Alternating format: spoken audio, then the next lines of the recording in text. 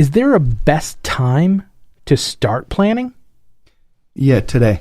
I mean, really, the earlier you do it, the better. Because as you get older, as you go through health problems, there are options that come off the table. Now, I can put together a plan that helps create leverage and makes things easier for a 25-year-old or for an 85-year-old that's in a nursing home right now. But the choices available to that 85-year-old in a nursing home right now are very limited, and they aren't great choices. So you really want to look at it as soon as possible. Even if you don't think you have the funds, if you think all we're talking about is long-term care insurance and long-term care insurance is too expensive, we can literally design a plan for any budget. To make that plan fit. That plan may or may not involve some type of insurance or some type of investment product. It just depends on what your situation is. And going back to the Pension Protection Act, I think, Tom, you can speak to, a lot of times it's tax planning. It's not necessarily long-term care planning. It's tax planning. How can we leverage our dollars? And the Protection Act allows you to do that. So, one of the things that's always struck me in this market is the long-term care plan is always driven, when you have a couple, it's always driven by the wife. Really? Many times the husband is resistant to it. And it's not because they don't want to plan. In fact, a lot of times they'll say, you know what, I don't want to plan, but I want to make sure my wife's taken care of, so I want to make sure she has a plan, so let's do a plan around her. But if you really want to take care of your wife, you don't want her to have the plan. You want to have the plan because you want to make sure if something happens to you, you don't spend down your entire life savings and impoverish her on your care. If something happens to you want to make sure you don't burden her with your care. And the men, when you point this out to them, it's not that's the way they were thinking. They wanted to take care of their wife. They just didn't think it through. And how many times do you hear of somebody who's needing long-term care and it generally, the first is going to be the husband, and the wife is taking care of the husband.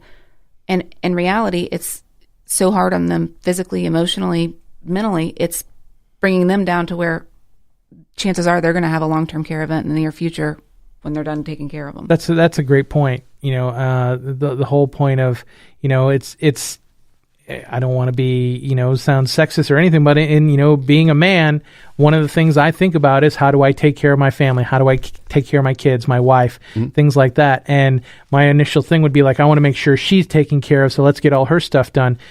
But really, if I'm getting all her stuff taken care of, the only person that's taken care of is me. You're protected. If something happens to her, But that wasn't your intent. Right, not at all. Right. That's a great point. And by the way, taking care of you, if you don't use it for those long-term care needs, it could be going back to her in a form of a death benefit, tax-free. Okay. One of the big objections in the past, we had the old type of long-term care insurance that had a lot of problems. One of them was you could pay premiums for 10, 15, 20 years, and if you never needed it, those premiums were spent and they were gone. It was use it or lose it for long-term care. Those aren't part of the plans today. The plans today, there's a benefit whether you live, die, or quit. The other big problem with old traditional long-term care of the past was they have a real history of substantial rate increases that you've seen that's made press. Again, the plans that we put together now are all guaranteed. The benefits are guaranteed, the costs are guaranteed, the money that you're putting into it's guaranteed. So there's no moving parts. There's not going to be any surprises. It can be real hard if you're, plugging along in retirement on a fixed income and all of a sudden your long-term care premiums double or triple, which has historically happened. That doesn't happen with the plans that we're talking about today. Okay. And then what's the term I always hear people worried about? If you don't use it, you lose it? Is that something that really... That's been a problem in the past. Why should I, great, I can spend pennies to protect dollars and create leverage in that old traditional long-term care, but if I don't use it, I've lost the pennies. Why don't I just roll the dice? Maybe I won't need it. If for a male or female that's age 65, there's a 70% chance that they're each going to need long-term care. That means for a married couple, when you do the math through, for a married couple, there's a 91% chance that either one of them or both of them will need long-term care at some point in their life. Only a 9% chance that neither one of them will need long-term care. But still, what if I pay all those premiums and I'm part of that 9% that doesn't need long-term care? Well, with the plans today, Now it comes back, the premiums come back in the form of a tax-free death benefit. So your family is still benefiting from that. It's not just money spent that you don't receive any funds back from. And Tom, going to that statistic, which I think a lot of people know but maybe don't realize how high it is, can you speak to the fact of what kind of impact that has on a retirement plan? Well, here's the problem: is many of the financial advisors they don't proactively talk about the cost of long-term care or extended care with their clients. So it's great. They say, all right, you want to spend X amount of dollars per year. You have this much in Social Security. We can withdraw this much from your assets. You have this in pension. We look into inflation, and great. There's a 97% chance you can make it through age 95 and not run out of money. But if all of a sudden you put in the average long-term care stay for one of them, that success rate drops from 97% to about 45%. And if you both need long-term care, that success rate drops to 5%. Wow. And they're not modeling that, where we could take, a few dollars today, set them aside for long-term care. And if you need long-term care, you're still going to be okay through the retirement because you're partially insuring that risk. And again, like you said, the best time to start planning is now. And even if you start your plan now, that doesn't mean that's the only plan you have. You can make adjustments, right? Well, so even if you've got a small amount that you want to start planning with now, as you get older and make more money and you have more of a disposable income, well, not even disposable income, but just more income in general that you need to protect and you want to help things be taken care of, you can adjust that as time goes by, right? That's a very common thought and problem. Yeah, and the answer is yes, but here's the thought. Right now I have 2 kids in college and an 11-year-old son as well. Long-term care is not the top of my list as far as priorities. I'm paying tuition, room and board. Hopefully they graduate and they get off my dollar, and then I can afford. But I do still have some extra income right now that I may be putting towards retirement. Well, long-term care needs to be part of that retirement plan as well. And maybe I'm only protecting 10% of the risk today at that lower price. And then when the kids graduate, I can come and, add another solution in there to layer on top of that to combine. That's like saying I'm never going to buy Apple stock because I could have bought Apple stock for $10 30 years ago. Right. Well, it's great. You bought some of it at $10. Now maybe we're buying some more at $30, maybe some more at $100 along the way. So you can keep adding to that coverage. Now that's assuming you stay healthy, but you're not going to get as much leverage later on in life. Let's get something started today, and then we can even put together a plan on how we or you can purchase even more. Also look at the options of starting with a little less today and adding a COLA rider or cost of living rider to it, so that maybe you have less now, but it's going up over the years. Yeah, that's a big thing that people worried about, and I think they put it off because they think, well, I need to start this, but once I've started, this is it. So I want to be able to get the best possible. But it's better to have something and to get the plan started than to never get it started until it's too late. And there's a balancing act there. There's a balance on how much it's worth to you to plan and how much it's going to cost you today. And I have many clients that are on claim that today, while they're on claim, they wish they had purchased more. But the fact of the matter is, if we had tried to force the issue to have them purchase more earlier on, they wouldn't have purchased anything. And they're very happy they have what they have because it's helping out.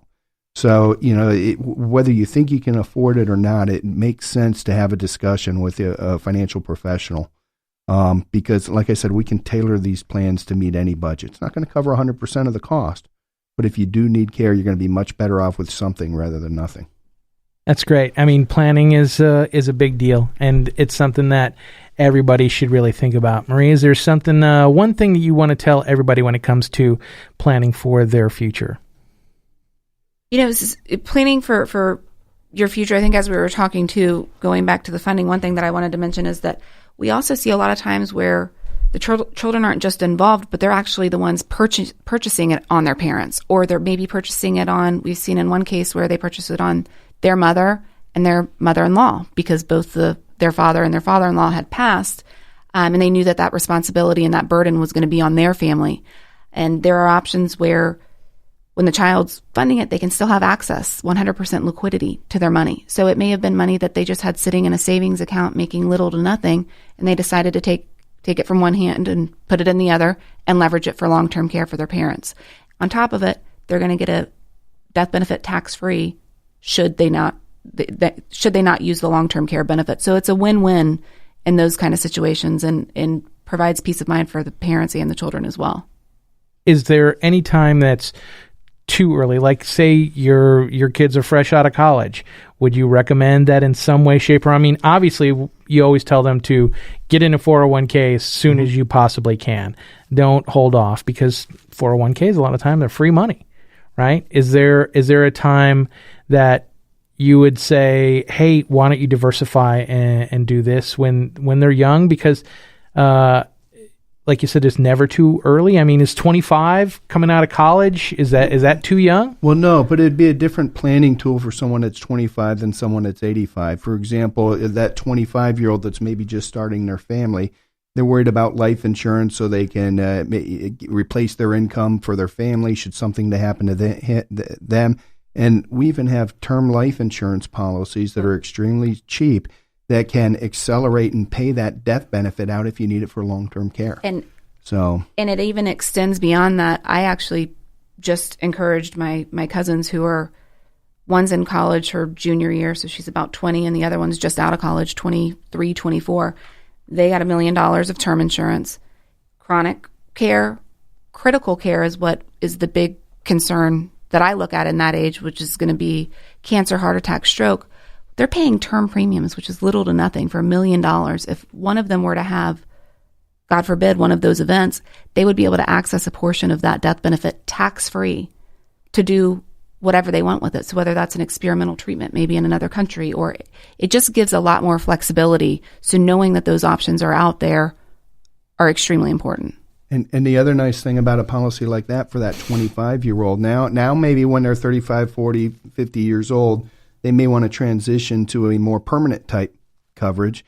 And even if they're uninsurable, they have the opportunity to convert that to a permanent policy with those same type of benefits. So now maybe they're still healthy and there's a better option where they could go through underwriting, but it gives them options they wouldn't have otherwise. Wow. That's great. This is really great stuff. I appreciate it. So how do people get a hold of you? Well, they can reach out to us at Key Planning Partners. Or 888-PLAN-LTC.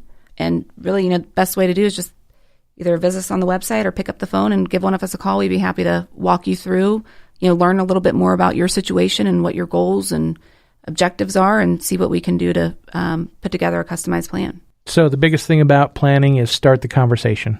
Start the conversation and get something in writing that can be communicated at the right time. All right. Well, Tom, Marie, thank you very much. Thank you for having us. It's been awesome. Thank you. Thanks for listening to Planning for Long-Term Care with Key Planning Partners. If you'd like to receive a free copy of Marie's book, Tax-Free Money for Long-Term Care, call 888-PLAN-LTC. That's 888-752-6582.